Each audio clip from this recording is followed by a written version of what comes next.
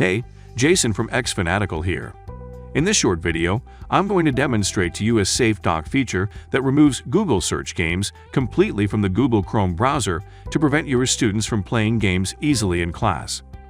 Do you know kids in your school can play games simply by doing a Google search Snake or Pac-Man? As you can see, Google developed countless games the students can access by searching up the games named like Snake, Pac-Man, and Minesweeper.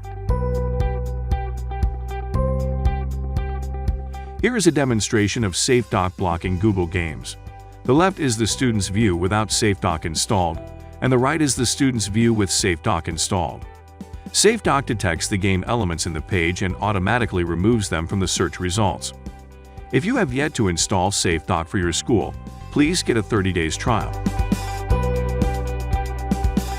If you have not installed SafeDock for your school, get a 30 days trial today.